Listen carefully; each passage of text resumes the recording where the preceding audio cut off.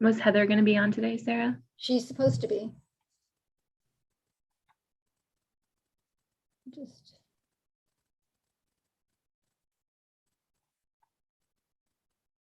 I'm not used to being the techno person. So.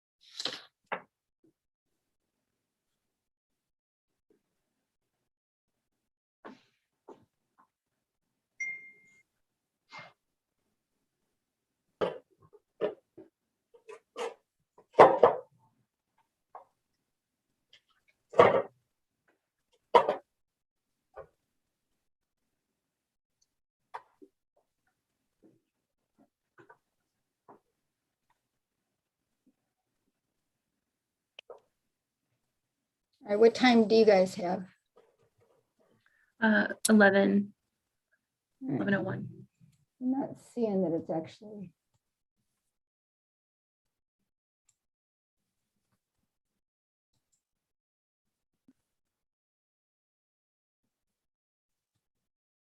Oh, here's Heather. Okay. Welcome, everybody. Thank you for joining our listening session on the Old Erie Canal. We're pleased to be joined today by Councilor Heather Waters, Jamie Kowalik, who is with Madison County Planning, Brendan Simon, who is with the New York State Canal Corp, Ambrose Barbuto, who's with New York State Canal Corp, and Brent McPherson with New York State Parks. And we are going to be talking about the Old Erie Canal, which, as I think everybody knows, it runs through the middle of the town of Manlius. And we are excited because there's opportunities to expand our relationship with the canal for recreation and the environment. So we are going to learn more about it today. And then we will be able to incorporate this into our comprehensive planning process. And so that's why we want to understand what's already here, what's already happening, what's being done already, what opportunities there are for improvements or embellishments, and what we should incorporate into our comprehensive plan. So Heather, would you like to say a few words? Sure. Thank you so much to our Deputy Supervisor, Sarah Bollinger, and welcome to everybody who's listening to this live or the recording. Sarah and I have been working with a wonderful steering committee made up of residents of the town of Manlius from all parts of the town of Manlius, and hundreds of other folks who are sort of tuned into the process, which is for us something that is about really getting as much input as possible for people. And we've uncovered over the last few months a number of topics that deserve special consideration and special efforts to gather all the information and even poll the community a bit more. So we have 3 different types of ways that we are investigating topics right now. You're listening to this listening session, and that's sort of to give you a chance to hear what's already happening at sort of a very rapid pace around us, and we're learning about opportunities to be involved and how things connect to other opportunities. We also have study groups for the proposed quarry that's in front of us, and also on stormwater. And then we also have focus groups, which are giving us a chance to hear from experts on technology, making sure we're sort of ready for the Internet of Things and the way that autonomous vehicles will come into our lives, things like that. We have, all the regular issues. We want to make sure we talk with people about sidewalks and understand quality of life issues and things that at different stages of life, families and individuals need. So just to give you a sense of the way that we're just really holding the town to a higher standard for community engagement. And we expect to have between now and May, a lot of this information flow and a lot of engagement happen, including some surveys that will be distributed as a result of this work. And we're going to prepare a document for the town board to review as a proposed plan in May for the community.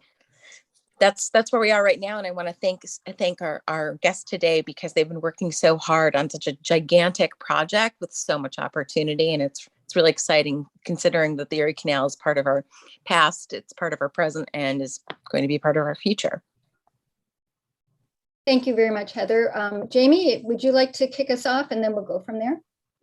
Sure. Well, thanks for having us. And my name is Jamie Kwalsik, and I work for the Madison County Planning Department. And through that capacity, I've been involved with the canal for going on 10 years now, and really going to just turn it over to the agencies. And then I can talk a little bit at the end about what we've been doing at the community level. But so I think first up is Brendan and Ambrose from the New York State Canal Corporation. Okay, good morning, everyone. Just want to say it's a pleasure to be here today to join you. My name is Brendan Simon. I'm the Western Regional Canal Engineer at the Canal Corporation. I've been with canals for almost 2 years, and prior to that, my service was with the New York State Department of Transportation out in the western part of the state. What I wanted to do here today was kind of introduce, kind of at a high level, the general operation of the Old Erie Canal and kind of walk you through maybe some of the structures and how that all kind of works together. So what I'm going to do is try to share my screen here, if I might. Okay. Can everybody see that? Mm-hmm. Yes. Great. Okay. So, there's obviously history is a big part of the Old Erie Canal and the current barge canal. I just kind of wanted to start really high level with this general location. So first things first, we'll just start with kind of an overview map. I know it's going to be a little hard to see, but I can zoom in easily enough and show a little bit more detail. So generally speaking, when we talk about the alignment of the Old Erie Canal, we're generally talking about the connection from Syracuse over towards Rome, towards the east. So what you can see on the screen right now is a purple line indicating the alignment of the Old Erie Canal and how what we call feeders were designed to feed the Old Erie Canal itself. Now, the Old Erie Canal, as we know, that was originally constructed circa 1825, and along the way it was improved, enlarged, and it eventually became, about 1918, what we now think of as the modern barge canal, with all of its assorted canals like the Oswego Canal, Cayuga Seneca, Champlain, etc. So there's been an evolution. The current alignment that you see on your screen in purple does not really in any way interact or feed the current system, the current modern barge canal, which is kind of the blue line that you see up towards the top of the page there. So it's an independent system, I would consider it. You also see on your screen kind of a dividing line, kind of a north-south brown line, Western Division, Eastern Division. That is just indicating that pretty much the eastern village line of Canastota is what we consider at canals to be the divide line between the western half and the eastern half of our facility of the canal itself. So I myself am in charge of the Western Division facilities of the canal, while my counterpart Joe Maloney is sort of in charge of the eastern half of the state. So with that, I'll kind of get into a little bit of the geography and some of the infrastructure in the system. So I guess the first thing you can see is that to the far west, you've got the Jamesville Reservoir, which itself feeds up through DeWitt into the Butternut Creek and then into what we call Butternut Feeder, which really is kind of that starting point of the old Erie Canal kind of alignment that proceeds east from there. So let's see if I can advance the screen. This is just another screen showing a little bit up close. The red lines are meant to indicate the feeder in relation to the actual natural creek alignment. So what you've got here from the DeRuyter Reservoir to the south, or excuse me, the Jamesville Reservoir to the south is kind of the beginning of that creek. And then we've got a key point here where we kind of diverge from the feeder and the creek itself. So from there, we can pick up some of the structures and how things kind of interact and how everything kind of tends to flow towards the east, towards Rome. So we've got certain water control structures along the old Erie Canal and at certain key junctures at the feeders that are meant to draw water, from those southern reservoirs up towards the old Erie Canal. So we've got certain structures that are meant for intake, and then certain structures that are meant for dispersing water into the natural creeks, for example. So some of the intake structures that are, I'm sure, most relevant to Manlius would be, for example, the Butternut Feeder Sluice Gate, the Limestone Feeder Sluice Gate, Chittenango Feeder Sluice Gate a little bit to the east. And then there's also outfall structures as well, which largely are comprised of aqueducts. So we've got the Butternut Aqueduct, Limestone Aqueduct, Chittenango, Coassalon Aqueduct, the Durhamville Aqueduct, and then to the very far east, New London Culvert Sluice Gate, which is kind of right at the terminus of the old Erie as it kind of joins up into kind of the modern barge canal in Verona. So just some pictures here, kind of going from west to east, the Butternut Feeder junction. So I mentioned that there's kind of a key point where the feeder and the actual natural creek kind of diverge. And what you're seeing is kind of that point here on the screen where that happens.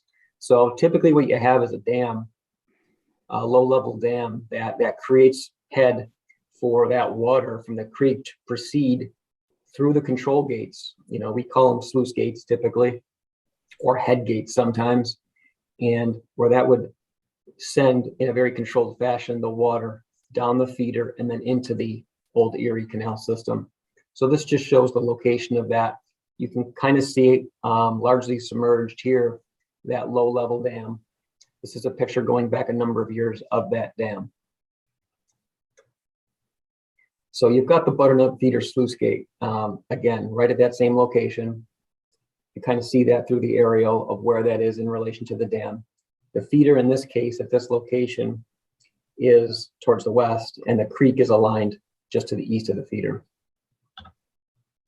So here's the structure itself. These are what we would consider to be sluice gates. You can see that there's uprights here. Those are the operators. Those are what you would operate to manipulate the gates to a certain degree of openness to allow water controlled through that feeder up towards the old Erie Canal. A couple of different pictures taken at different times, different years. Here's just kind of another picture of the orientation of the sluice gate to the right and then to where the dam would be in relation to it. Further to the north, as you proceed along the Butternut feeder, there's a key culvert, and that culvert basically sends water right to really the beginning of the old Erie kind of canal, where we consider that to be the kind of the start of the canal system. So it's just a Obviously, the culvert's just a device to move water from the feeder towards the old Erie Canal itself.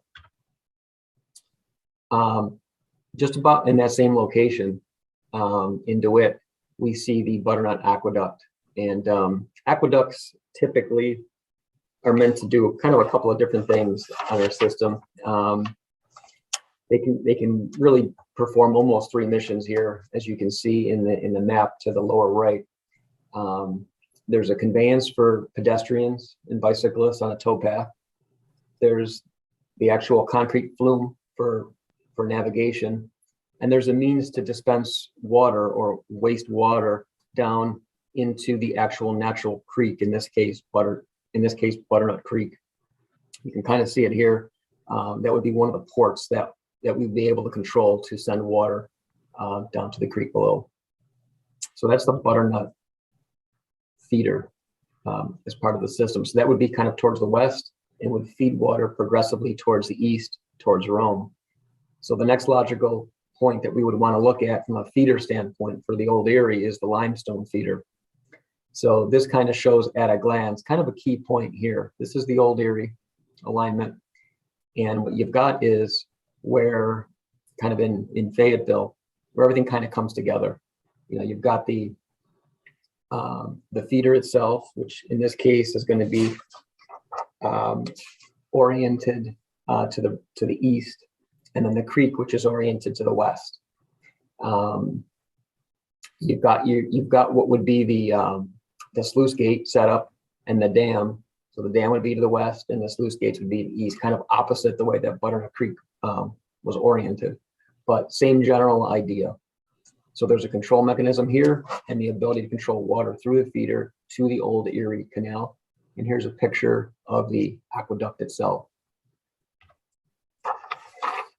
So in line with the limestone feeder sluice gate, you'll notice that if you don't already know, it's obsolete. It's basically been decommissioned. These are kind of the 4 ports where you'd have control gates that would be able to control water through that area into the feeder and then towards the old Erie Canal. This is a shot that kind of shows in relation to that sluice gate where the dam had been prior to 2009. So that dam would create enough head, an ability to move water through those sluice gates and towards the old Erie. So that's what it looks like basically today. Obviously, you see a pedestrian bridge up above that location. The limestone aqueduct that I brought up, this kind of shows you an aerial of kind of how it's aligned. So you've got the old Erie Canal underneath, of course. You've got the feeder, the flume, excuse me, oriented more towards the south. And then you've got the towpath kind of towards the north. And here's some pictures of what that would look like. Here's the flume at this point towards the bottom of the screen. And then you've got the towpath and the 3 arches, the masonry stone, and just another picture there to the right.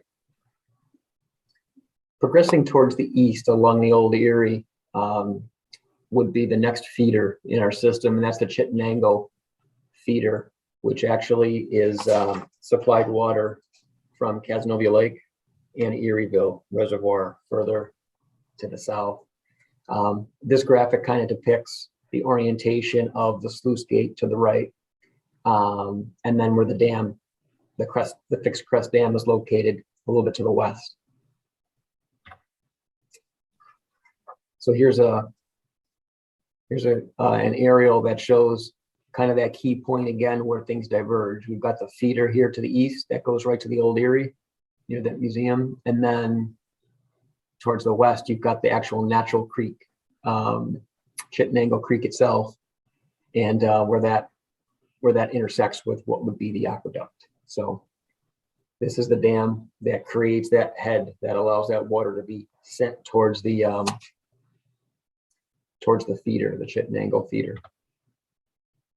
Here's a shot looking towards the feeder itself. You can see that there are timber boards that are essentially stop logs. They provide the control that would send water to the to the feeder, towards Chittenango feeder. Again, just another shot looking from up above the control mechanism.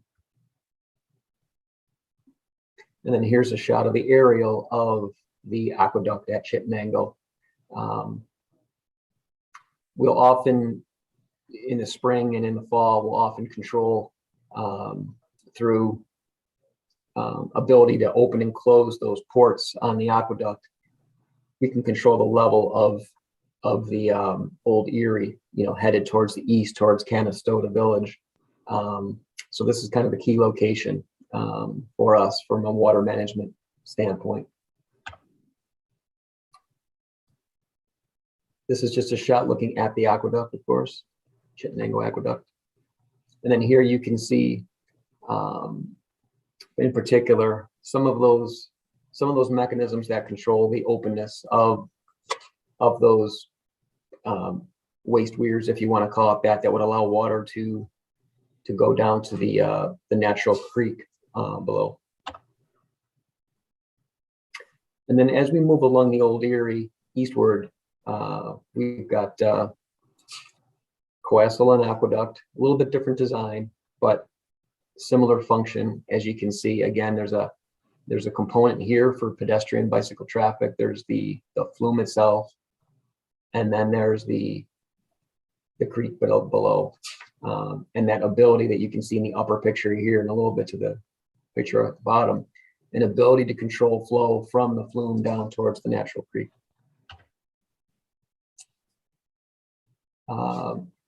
Proceeding east, we've got the Durhamville Aqueduct, a little bit different design here. You can sort of see to the lower right that there's a little bit of a unique feature for outletting water down onto Oneida Creek. But same general principle applies here for Durhamville Aqueduct. And again, this is just how the water can outlet. Proceeding to the far east of the old Erie is what I referred to before in kind of the town of Verona, is the New London Culvert. This is a location where it's kind of the terminus of the old Erie and where it would convey some water through a culvert towards our location. They've got a dry dock at that location, but essentially where the tie-in would be for the old Erie alignment, and then the modern the barge canal itself. So generally, that's kind of how the system works and how things interplay between the old and the new Erie Canal. So just real high level, are there any questions about how the old Erie interacts with the current barge canal or any of the general operations of the old Erie Canal? Not really a question, but I'm interested that some of these sluice gates are still being used to control water. So that I think many people don't realize that this is still an operating system. Yeah, it is to some degree. It is operable. For example, the aqueduct at Chittenango, we've got these stop logs that we put in to control the level. The water level at that location, and it can have impacts further east towards Canastota. I believe that there was a last couple of winters they wanted to level up higher to promote potential, I think it was ice skating towards the village there. So there is an ability to control the level there.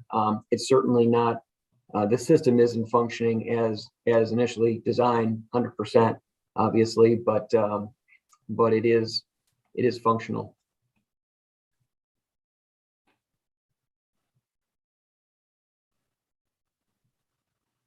Any other questions?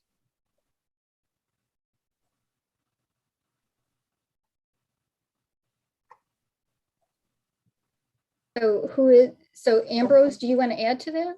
Yeah, I'll just introduce myself. Ambrose Barbuto. I'm the director of maintenance for the Canal Corporation. I started with the corporation in 1999, so been here quite a while. A lot of history with the old canal, especially because I was the Western Region canal engineer prior to Brendan coming over and taking this position. So, a lot of history there. I also live right here in DeWitt, so I personally use the old canal quite a bit. me and my sons, especially when they were younger, would love biking down the canal, and they'd like to stop and do some fishing, which anyone who does that knows it's great fishing along the old canal. So, no, I think Brendan covered it a lot. There's a lot of history there, obviously.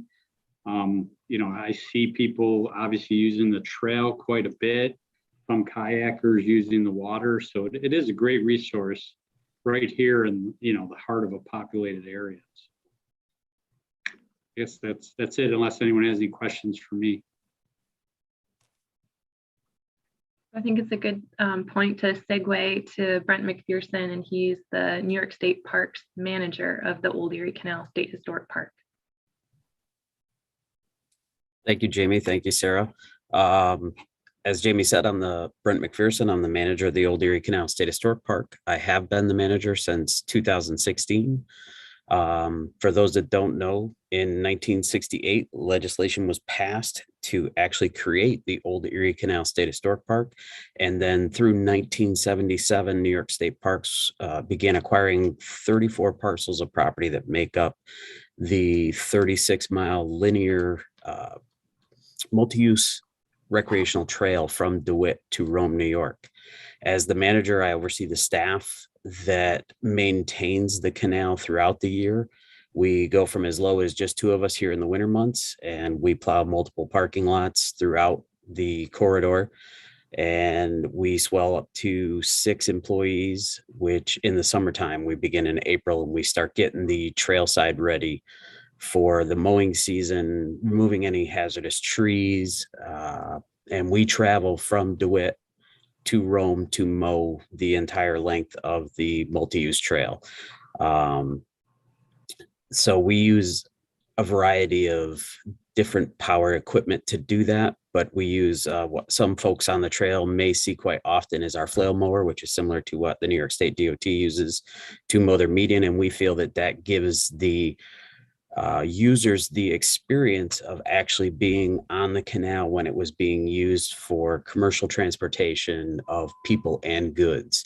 So that's part of our mission statement as the Office Parks of Recreation and Historic Preservation, was to present the 36-mile trail in as close a condition as we could for the user's experience to what it was when the canal was still in use, the original Erie Canal.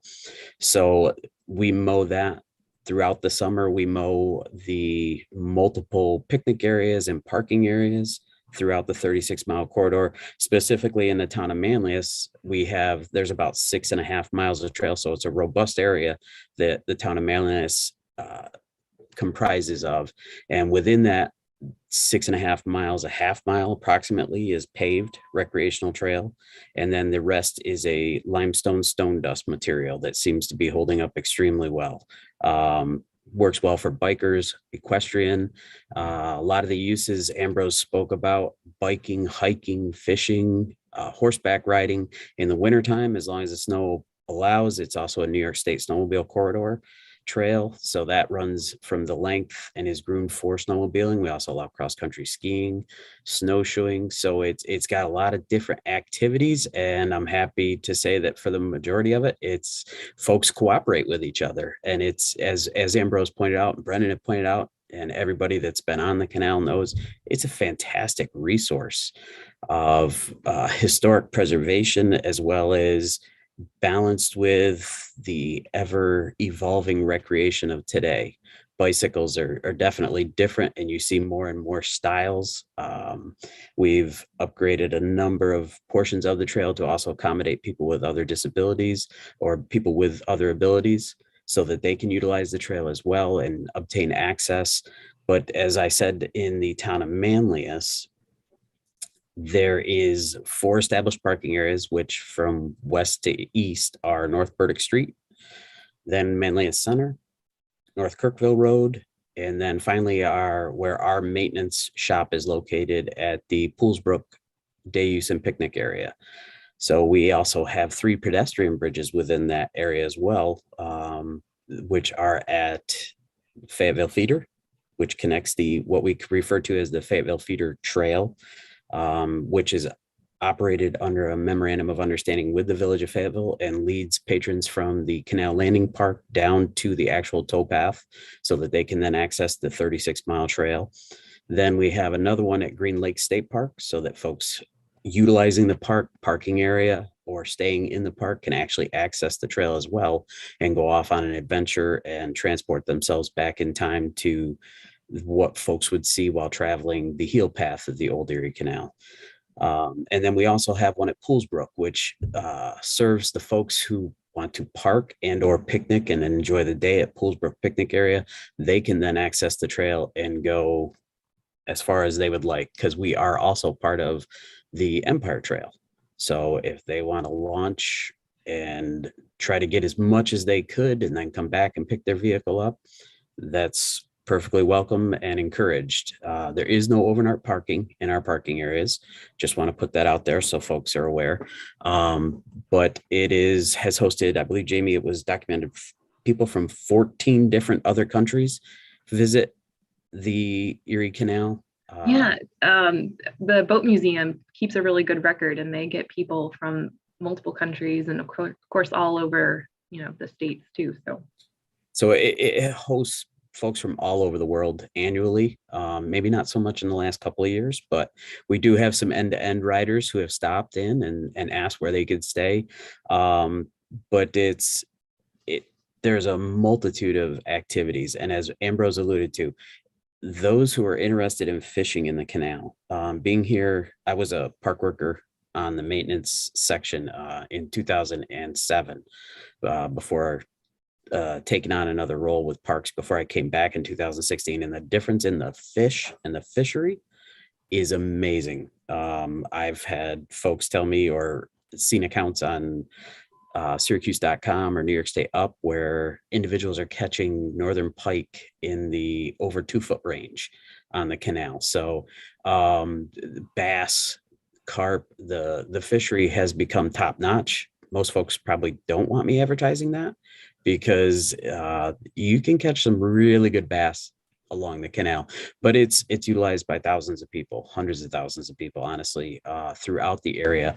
And it's a multitude of history. We have interpretive panels all throughout this section, especially in that 6.5 mile section that explain the history of the town of Manlius portion and the Erie Canal, the engineering feats that went on to create the canal with the limestone kilns right there in the Fayetteville area, and how they created the waterproof cement to actually line the canal with after the clay.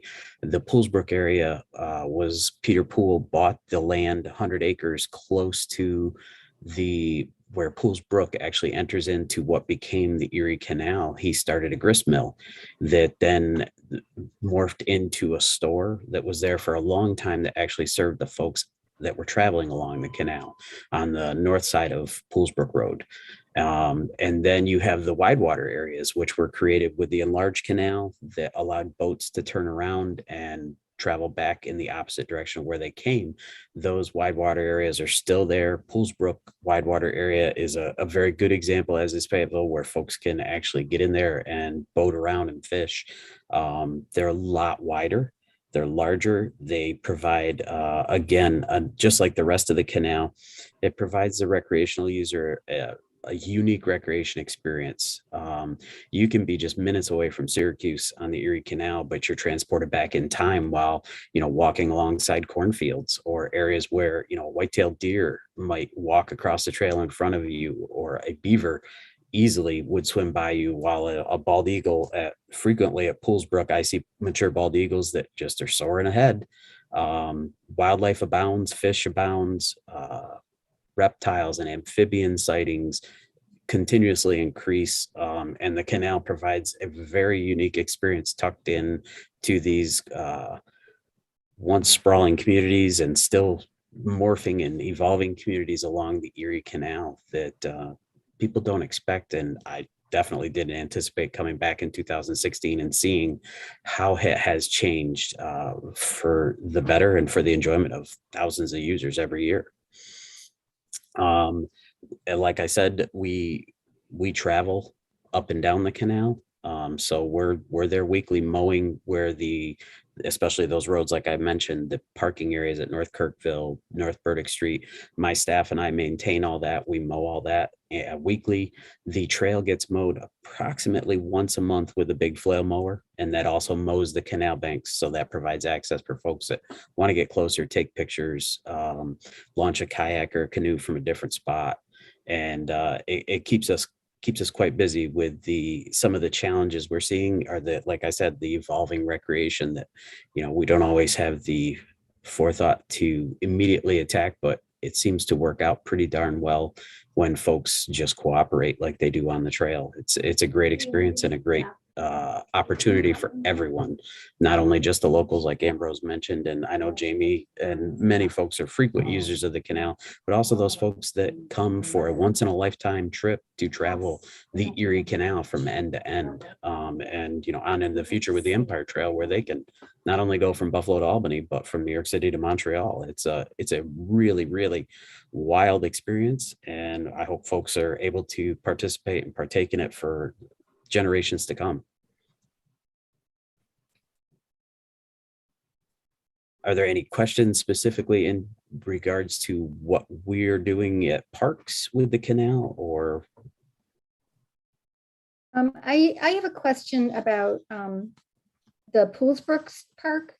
Yes. If you could describe a little bit more about, I think it's actually sort of underutilized. I'm not sure a lot of people really know about it. And I understand there's been some rehabilitation done there recently, perhaps. So if you could just talk to us a little bit about Poolsbrook. Yes, it's a day use picnic area.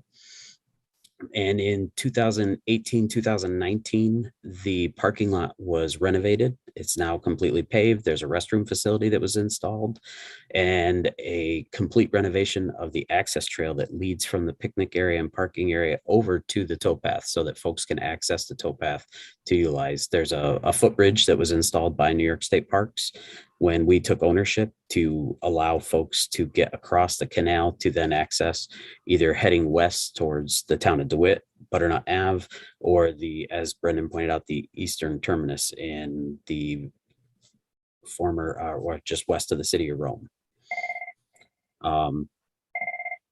It's a day use area that allows folks to picnic. It is become quite popular since our recent upgrades and renovations. It's constant use. So you'd access it off of Andrus Road, which is a dead end road. That used to go all the way through to White Bridge Road in town of Lenox, next door, town of Sullivan, I believe.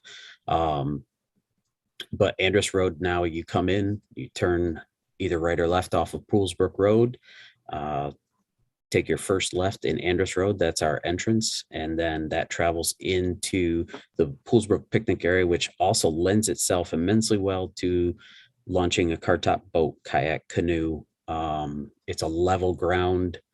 It's an open area. And like I said, it's the wide water. So folks can kayak towards DeWitt if they'd like, or they can kayak on into Canastota before they have to portage in the village. But it's got some unique features as well. Historically, it was also home to bricklayers or brick factory. So it had a brick kiln in there that has been since removed, but the bricks are everywhere.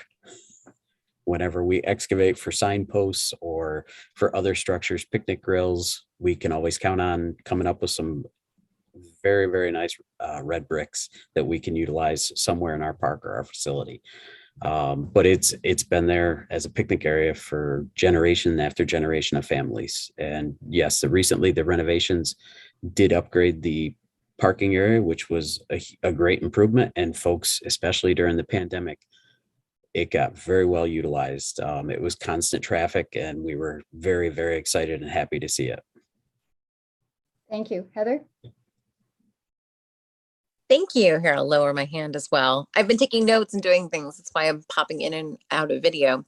Thank you so much for that. I was curious to know, you alluded to the fact that there are sort of emerging uses and popularity waxes and wanes probably with different things. Can you tell us a little bit about what you hear from people when you're out and about and what they're seeking to to either enhance and also what services right off of the canal they seem to be asking you about? Restrooms are a definite need, but as well as lodging, dining, what they can do. Jamie's Old Erie Canal Working Group has been a very valuable member of that search group and has gone through long working with us since 2016. Jamie, I think we've worked together to create signage, which we are hoping to get into the ground once the weather breaks, that will alert travelers where they are, as well as there are some links, I believe, that will tell folks where they are, so what they can utilize. A lot of folks really enjoy the shade of trees, so it's habitat difference, and that is one of our challenges with the invasive species that come in, is that delicate balance of providing shade to those folks that are traveling, but also keeping to our mission statement of keeping the canal banks as they were when the canal was in use. Plus those live trees, in my experience, and it's just my unprofessional opinion as not a forester, but those live trees seem to catch a lot of surface area with the leaves, and it's never the trees that look like they're dying or fading. It's always those healthy trees that seem to tip over, and when those trees do, they take a lot of that historic embankment with them. So we try to preserve those as part of our mission, historic mission statement. But folks really enjoy the canal. They've really enjoyed the experience of still seeing it. Recreational users enjoy the fact that there aren't a lot of vehicle traffic to contend with. It's a great place to take families. And like I said, the fishing, if you're someone who enjoys fishing, the fishing is fantastic. But Jamie has also explored the kayak route, which folks seem to really enjoy as well. It gives you a different experience while paddling along the canal, so you have a different view. A lot of times we take it for granted for what's around us, but the canal it's quite amazing, honestly, that we have preserved it for over 200 years, even though we stopped using it. And I believe Brendan and Ambrose can probably answer this a little bit more accurately, but I believe around 1918. So for New York State to not only take up the charge of when the federal government said, we're not going to give you any money for this Clinton's ditch, and say, okay, we're doing it on our own, but then to also have the foresight to see it as the recreational resource that it has become is fantastic. And to then connect it with the Empire Trail is even better, because so many more folks get to experience it and utilize it. They want to know, patrons want to know, or where they can get what they need to when they're out there. Most of them who are traveling the canal end to end, they come prepared. They're experienced travelers, but like most of the folks, they want to know what's on the outside, what's there to see in Fayetteville, what's there to see in Chittenango. And of course, we direct them to the landing, the Matilda Jocelyn Gage House, the dining establishments that are in the local areas.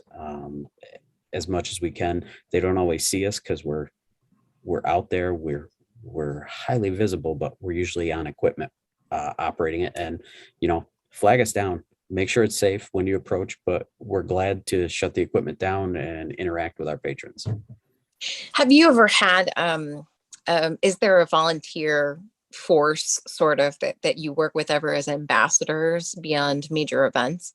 The Canals Corporation does have an ambassador, Dave Kellogg, who is a local fine gentleman who travels the canal as an ambassador. Parks, we do events with I Love My Park Day. New York State Canals Clean Sweep has participated quite often and regularly. Scout groups, the DeWitt Rotary, and the Rotaries throughout the canal corridor have participated. We also have local folks who just want to lend a hand. So, and the snowmobile clubs, they've been fantastic partners with New York State Canals and parks for as long as I can remember. Thank you so much. You're very welcome. I want to give Jamie a chance to talk a little bit about the working group and what Madison County has planned. Great, thank you. just going to share my screen real quick. Um,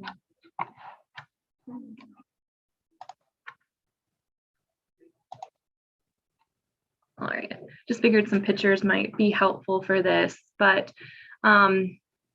you know, as I mentioned, I work with the Madison County Planning Department. So obviously the town of Manlius is in Onondaga County. So folks might be wondering how that came to be, but this map generally shows where we've all been describing. That blue line is the Old Erie Canal State Historic Park, and it does go through 3 different counties, with Madison County being in the middle.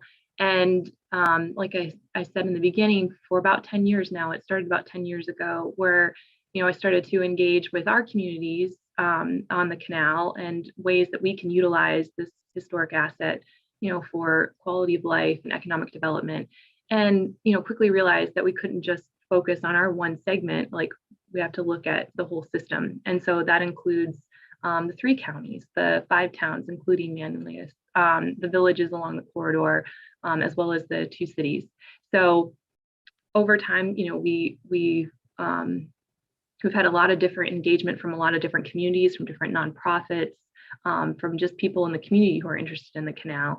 And, you know, prior to COVID, we were meeting once a month. And as I said, it's called the Old Erie Canal Community Working Group. And the mission is really just to take this resource and have our communities use it to the best use possible. And so, you know, through that, we've done a lot of different initiatives, everything from events to grant writing to now like longer term projects.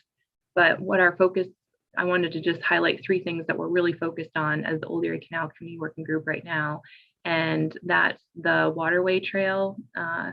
You know, as Brent said, the popularity of that has really just exploded. I'm going to talk about the trail itself, which is obviously heavily used, but something more recent is the kayaking that we see on the canal.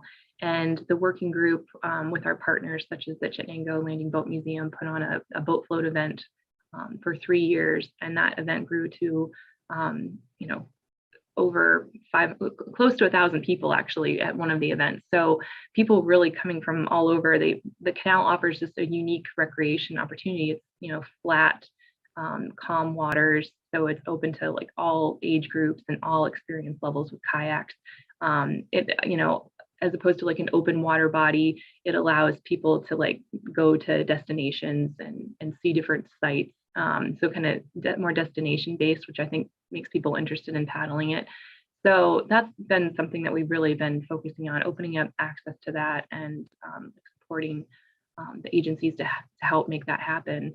And then, you know, I'm going to talk a little bit more about this too, but, and I think it's been alluded to in what Brendan and Ambrose and Brent were all saying, is the canal has been here for 200 years, but it's really evolved in how it's been used. I mean, originally it was a commercial corridor to bring, you know, people and goods, you know, across the state and open up the West. But now it's really this recreational use.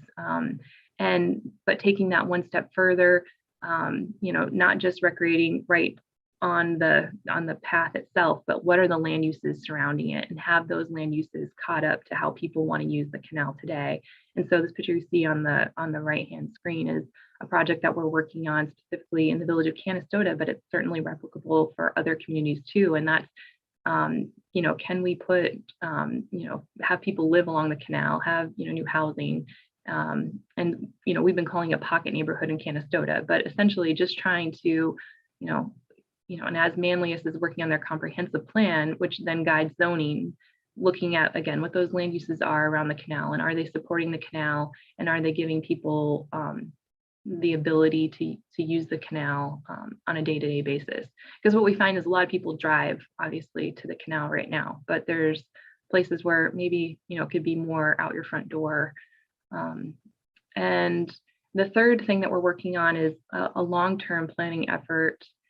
It's called the Old Erie Canal Local Waterfront Revitalization Plan, and it's been a multi-year effort where it's funded through the Department of State, and essentially we're trying to coordinate with all of the communities along the 36 miles to create more of a cohesive, unified vision, like for going forward with the canal. Just recognizing that we're all in this together, that anything that one community does to the canal can impact, people downstream, and that we all enhance each other too. So anything that, one community is doing to promote the canal, has a spin-off and a ripple effect for all of our communities. So with that, I just wanted to zoom back out for a moment and say that, the timing for Manlius or any of us for projects and ideas around the canal is really coming at a great time, like leveraging a lot of things that have come together, including that the canal is celebrating its bicentennial. So originally constructed from 1817 to 1825. So that gives us 7 years to celebrate its 200th birthday. And there have been a lot of great events and initiatives and things that have been happening and will be happening until 2025 to celebrate that bicentennial. And the other great initiative that's been going on is the Reimagine the Canals initiative that's led by the state, by New York State Canals and NYPA, to really bring in, different experts in different sectors and different engagement and studies to say, okay, well, how are we going to use this resource statewide into the future? And so there's been some really, innovative things coming out of that.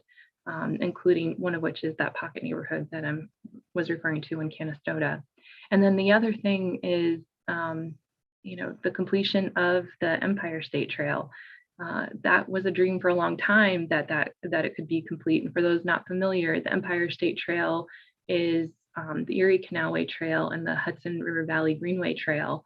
And there's it's a really small map, but you can recognize that it's New York State, and the Erie Canalway Trail is going west to east, and then the Hudson Valley Trail is going north to south. And it represents the longest, it's 750 miles, the longest connected multi-use path in the country.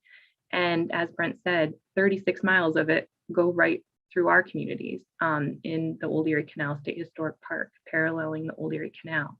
And for those that may not have known, like, we've been fortunate to have the towpath, maintained for all this time that people could use, but sections of the trail of the towpath had been lost. And so it was, again, this big vision to complete some of those gaps, the biggest gap being in the city of Syracuse, so right next to us. I mean, people would come out of DeWitt and they would literally come out of the terminus of the state park, and not necessarily, it got better. There were signs and people did a lot, but it was all on road until they got over through Syracuse into Camillus. And just last year, that gap was totally closed. It's now this, so many different character areas you go through in Syracuse to come back over to the state park. And it's a wonderful experience. And the fact that that's been completed, the timing, like I said, I think there's a lot of people who worked on that for a long time. So for that to be finished is huge for what it means for not only, the state, but even just our region, because we were next door to the biggest gap in the system. And, why this can have the impact that it can have for our communities. The Erie Canal is the most famous canal in the world, and the section of the old canal that we have is the longest intact portion of the more historic canal. And so people it's known, it's really known around the world, and it brings people from around the world to each and every one of our smaller communities. And there's not too many things that we have that, really have that pull or that power to get them here. And now that it was popular before, but now that the Erie Canalway Trail and Empire State Trail is complete, they've done studies to show how many people are utilizing it. And you can see here that there's, projected to be 8.6 million people on this. And obviously, heading down to New York City or something, there's more users, but it's connecting us to them. And so that they can visit us. And then of course, there's also studies that have been done to show that economic impact of that. I mean, when people come to buy their gas, even to come here, or their lodging or their meals. So the impact of that is very significant, and something that we're, as the Old Erie Canal Working Group, trying to connect our communities to leverage that. And then to bring it more, these are photos directly from our segment, and these are numbers directly from our segment. So to bring it right here where we are, as Brent said, the Chittenango Landing Canal Boat Museum, they're open, or they were open to the public, and they could keep a record, and they would see people from across the country and coming in from all over the world off of the trail. And I think that's something that if you're not as familiar with the trail, you might not realize, just how many people are just, it's this constant conduit of people like coming through. And so what we do to welcome them or to connect them to what we have here is really important to what they find and what they explore and what they stop and see. And so there's been, a great group that we work with is Parks and Trails New York, and they've done a lot of different kind of studies and advocacy and putting numbers on things. And they also do trail counts. And so you can see like they've done trail counts in DeWitt to try to capture. And I will say that these numbers are from 2019, so they're before the gap and the trail was closed through Syracuse. So it's going to be really interesting when they do, subsequent counts to see how that's like impacting the numbers. And then there's just the quote on the top. This was at the boat museum. People stopped a couple and asked them, "What brought you here?" And then they just said, "Well, isn't this the most famous, canal and trail in the world?" And I think that's really powerful reminder for us here locally, because it's just easy for us to take it for granted. And so in thinking like specifically about manliest, like what the resource is and what the asset is manliest, I think this just kind of maybe hopefully like ties together a lot of what Brendan and Brent were saying. But the town of Manlius has 6.5, 7 miles of the resource right in your town. So that the green dotted line through the map is the Old Erie Canal. And as Brendan was saying, one of the 3 feeders for the whole system is in Manlius. Granted, it's not functioning right now, but still as part of the history or part of understanding the waterway going forward. It's just important to recognize that you're a location of one of only 3. And Manlius is also a location of one of the 5 aqueducts in the Old Erie Canal State Historic Park, the Limestone Aqueduct. And interestingly, one of those interpretive signs that Brent was saying is through the park. It talks about the aqueducts, and it says that across the whole enlarged Erie, across the state, there were only 32 of those aqueducts, and we have 5 of them in the state park. So these are kind of a rare piece of infrastructure, and they're pretty like iconic looking. And then Manlius, you guys you're some of the most significant park nodes in the whole system. You're a portion of Cedar Bay is in Manlius, but Poolsbrook, Manlius Center, those are, Manlius Center is right outside of Green Lake. So you just are, people are coming to Manlius for sure, like the trailheads and the parking that you guys have. And then, I mentioned Green Lakes, but also you have other connections to, in addition to the more well-known, the Limestone Creek Trail, there is a connecting trail over to Erie Canal Village. So all the residents there connect right into the park.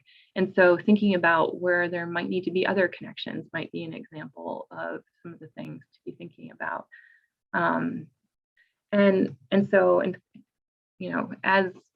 As you guys move forward in the comp plan process, I just was thinking, we're kind of going through a similar type process for that local waterfront revitalization plan I mentioned. It's essentially like a comprehensive plan for the ribbon right along the water itself. And I think that, anything that you can think about for how Manlius can help support the preservation of the resource, help these agencies with that, whether it's, studies or even just understanding the resource yourself. One thing that we haven't mentioned yet is one of the only continuous sources of water that flow into the canal right now, it's like more of a natural source, is Poolsbrook, right outside of Poolsbrook. So knowing that and knowing, how, you protect that or is something to be aware of.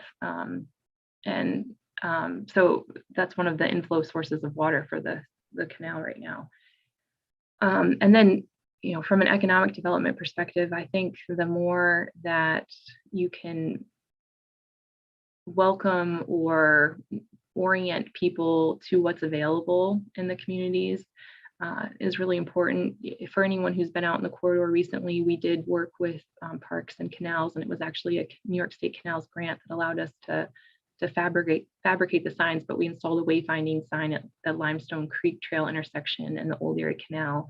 It has a map. It tells people distances. It points them into Fayetteville, like kind of the commerce center of the area. But I think that's all important for Manlius too.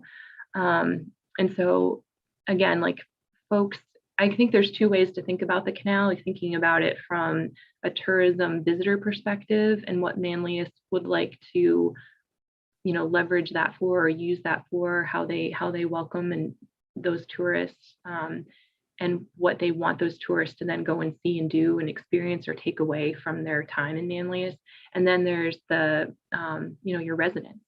And I mentioned, so obviously this is great for recreation, it's great for quality of life, but I'll add an additional thing to just think about, especially as you like analyze your zoning and the land uses. But I think like an untapped thing for the canal is because it is flat and the towpath is flat, is using it for also transportation, not just recreation. And so thinking about how your residents might be able to live in Erie Village and come onto the trail and actually get to, whether it's their jobs or things that they need to, basic daily needs and services, just something to consider, not just recreation, but also transportation. And, maybe the other thing that I wanted to mention is that's unique to Manlius is you guys are also part of the MPO in Syracuse. So if you haven't reached out to the Syracuse Metropolitan Transportation Council or the Syracuse Onondaga County Planning Agency, they've been working on some studies about enhancing connections now that the gap has been closed in the Erie Canalway Trail. And so obviously the Limestone Creek one is a really well-known connecting trail into Fayetteville, but you guys also have like Manoa and how Manlius works with those villages to create those connections, and with those other two planning agencies might be something to look into and talk with, because I know that they're a great resource. Unfortunately, Madison County is outside of the MPO, but Manlius you guys are in. So there's these other agencies that can help do some planning or give you some feedback on some things or some technical support and the like. And then I think that's pretty much all that I had, unless there was any questions or clarification on anything. I just want to thank you.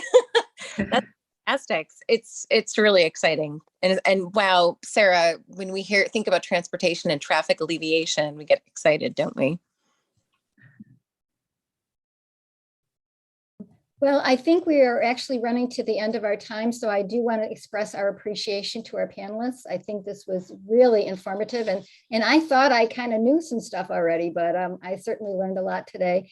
And I really appreciate the materials that are available, and want to let everybody know that the Erie Canal Working Group does have information online if you want to delve into any of this stuff more deeply. And I know that Parks and Canals both have very strong websites as well. So I would like to express our thanks to Brent, Brendan, Jamie, and Ambrose, and to really just encourage everyone to take advantage of this wonderful resource that we have right through the middle of our town. Heather? Just echo your sentiments. Thank you. I know we'll be excited to have further discussion with the steering committee and think about how we can